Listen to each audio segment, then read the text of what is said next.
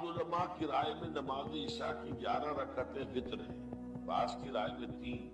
آپ کی اس بارے میں کیا رائے ہے؟ 11 بھی وتر ہے اور 3 بھی وتر ہے، یعنی یہ کہ جو بھی 2 سے تقسیم نہ ہو سکے عدد وہ جو ہے وتر ہے۔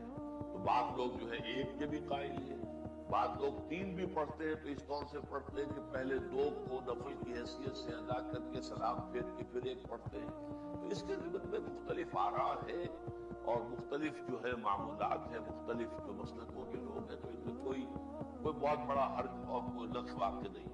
آپ کی اس بارے میں کیا رائے ہے؟ میں 3 ہی کا پوری امکانی استطاعت کو بروئے کام لا کر کرنا اور دوسرے آپس میں بھی کرنا، ایک دوسرے کو صبر کی تاکید کرنا، ایک دوسرے کو تلقین کرنا، ایک دوسرے کی ہمت بندھانا، ایک دوسرے کے لیے سہارا بننا، اور یہی وہ چیزیں جو جماعتی زندگی کا خاصہ ہے۔ گویا کہ مسلمانوں کو اس راستے پر چلنے کے لیے جو سورۃ العصر سامنے ہمارے کھول رہی ہے، اس پر چلنے کے لیے ضرورت ہے ایک اجتماعی زندگی۔ اچھا، اب آئیے صبر کے مراحل اور صبر کے درجات۔ دیکھیے، میں نے عرض کیا تھا کہ عمل کی پہلی منزل یا ہمارے دینی فرائض کی پہلی منزل کیا ہے؟ اسلام، اطاعت، تقوی، عبادت۔ خود اللہ کا بندہ بننا، خود اللہ کے اور اس کے رسول کی اطاعت کرنا۔ اگر ہم خود اللہ اور اس کے رسول کی اطاعت نہیں کرتے تو کسی کو کیا منہ لے کر کہے کہ تم اللہ کو مانو اور اللہ کے رسول کو مانو؟ وہ پلٹ کر ہم سے نہیں کہے گا کہ دامن کو ذرا دیکھ، ذرا بندے قبا دیکھ، مجھے کیا نیکی کی تلقین کرنے آئے ہو، ذرا اپنا دامن دیکھو۔ تو پہلے ضروری ہے جو شخص دوسری منزل کی طرف جانا چاہتا ہے، پہلے وہ پہلی منزل جو ہے اس کا تو اہتمام کرے، اللہ کا بندہ بنے، اللہ کی اطاعت کرے، رسول کی اطاعت کرے اور اللہ کا کوئی حکم نہ توڑے، پوری طرح سرنڈر کرے۔ ادخلوا فی السلم کافہ، یہ میں کل بیان کر چکا ہوں کہ یہ اسلام یا یہ عبادت یا یہ تقوی جزوی نہیں ہو سکتا، کلی ہوگا، پوری زندگی میں ہوگا، ہمہ تن ہوگا، ہمہ وقت ہوگا، ہمہ وجود ہوگا۔ اب اس کے ساتھ ہی ہم نے جوڑا جہاد کو۔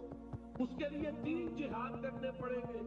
ایک جہاد اپنے نفس سے، ایک جہاد شیطان سے جو نفس کو بھڑکاتا ہے، نفس میں پھونکے مارتا ہے، نفسانی خواہشات میں اشتعال پیدا کرتا ہے، برائیوں کو مزین کر کے پیش کرتا ہے۔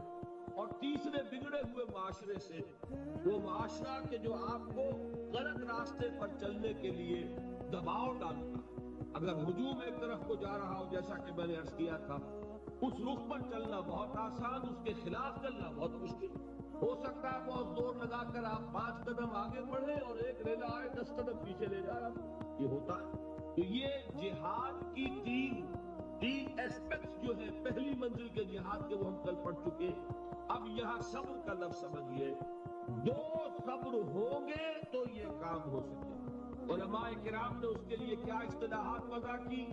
صبر علی الطاعہ اور صبر عن المعصیہ۔ جیسے اطاعت اور تقوی ایک ہی چیز کے 2 رخ ہیں، اللہ کا حکم ماننا اطاعت، اللہ کے حکم کو نہ توڑنا تقوی۔ اسی طرح صبر علی الطاعہ، اطاعت پر جم جانا، قائم ہو جانا، سہارنا، ناگوار چیزوں کو برداشت کرنا۔ بڑی سخت سردی پڑ رہی ہے، فجر کا وقت ہے، گرم پانی کا اہتمام نہیں ہے، اب اس وقت فجر کی نماز کے لیے اٹھنا، ٹھنڈا پانی اگر ہے تو وضو تو کرنا ہوگا، اس ٹھنڈے پانی سے وضو کرنا، اس وقت لحاظ سے نکلنا ہی بہت مشکل، ٹھنڈے پانی سے وضو کرنا اور مصیبت۔ یہ جب تک انسان میں صبر کا مادہ نہ ہوگا ممکن ہی نہیں۔ اس کو کہیں گے صبر علی الطاعہ، اطاعت پر صبر کرنا۔ ناگواری محسوس ہو رہی ہے لیکن اس ناگواری کو برداشت کرتے ہوئے انسان اللہ کے حکم کے اوپر جمع رہے، اللہ کے حکم پر عمل کرے۔ یہ کیا ہے؟ یہ صبر۔ اگر یہ صبر نہیں ہے تو ظاہر بات ہے کہ انسان اللہ کے اس حکم پر عمل نہیں کر سکتا۔ اسی طریقے سے اب منفی رخ لیجئے، میں نے مثال دی تھی نا، ایک شخص رشوت پیش کر رہا ہے، آپ کہیں میجسٹریٹ ہیں یا کہیں آپ اور کسی ایسی پوزیشن میں ہیں کہ آپ اس کو کوئی ناجائز فائدہ پہنچا سکتے ہیں اور وہ آپ کو رشوت پیش کر رہا ہے۔ माल वो चीज है जो नफ्स को महबूब है। नफ्स जो है वो आपको पट्टी पढ़ा रहा है कि लो इसको कबूल कर लो। उस वक्त अगर आप अपने आप को थामेंगे नहीं, रोकेंगे नहीं, तो कैसे आप कर सकेंगे उस टेम्पटेशन का मुकाबला? ये होगा सब्र अनिल मासिया, मासियत से अपने आप को रोकना और सब्र करना। देखिए उसकी कितनी आला मिसाल है सूरह यूसुफ में। हजरत यूसुफ अलैहिस्सलातु वस्सलाम जवान है, निहायत हसीन है, फिर वो औरत जो है इमरातुल अजीज, इतने बड़े सरकारी अफसर की बीवी, वो गुनाह की दावत दे रही है। उस वक्त अपने आप को थामना। कुरान मजीद ने कहा है ना कि वलक़द हम्मत बिही व हम्मा बिहा लौला रा बुरहान रब्बी। उस औरत ने तो उस बुराई का कसद किया ही था, हजरत यूसुफ की तरफ पेशकदमी की ही थी। यूसुफ भी करते अगर अपने रब की दलील को न देख लेते। उस वक्त अल्लाह ने खुसूसी दस्तगारी फरमाई, दस्तगीरी, इसलिए कि इंसान का नफ्स तो जाहिर बात है, वो तो इंसान को खुद हुजूर सल्लल्लाहु अलैहि वसल्लम के खुतबात में आता है कि आप जब भी कहते थे कि लोगों अल्लाह का तकवा इख्तियार करो, तो सबसे पहले अपने नफ्स को मुखातब करते थे। ऊसीकुम व नफ्सी बितक़वल्लाह।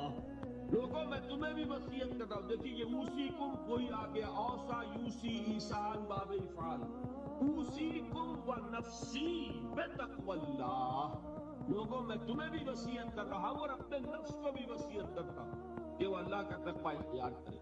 तो ये नफ्स को थामना, रोकना उन चीजों से जो उसे मरगूब है, ये है सब्र अनिल मासिया।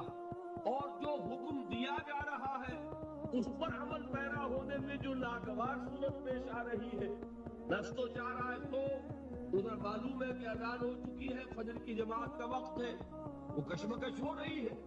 उस वक्त जो है नफ्स के उस तकाजे को पीछे डालकर और अल्लाह के हुक्म पर कारबंद होना, ये क्या है? सब्र अला ताअत, इताअत पर सब्र, मासियत से सब्र। एक मुस्बत सब्र, एक मनफी सब्र, ये दो सब्र होंगे तो पहली मंजिल सर हो। बात समझ में आ गई? अब आइए दूसरी मंजिल। दूसरी मंजिल क्या थी? याद कीजिए, दावत, तबलीग, तलकीन, नसीहत, दूसरों को कहना, इसी में अम्र बिल मारूफ नही अनिल मुनकर। अब यहाँ क्या होगा? इसमें मैं चाहता हूं कि जरा एक आयत के हवाले से, मैंने कल कहा था ना कि वो 3 बातें मैं यहाँ छोड़ रहा हूं, वो 3 बातें आज समझ ले। वो 3 बातें हैं सूरह नहल की एक आयत के हवाले से, इतनी छोटी वो है कि वो आपको याद हो जाए। उदउ इला सबील रब्बिका बिल हिकमत वल मौइज़तिल हसनत वजादिलहुम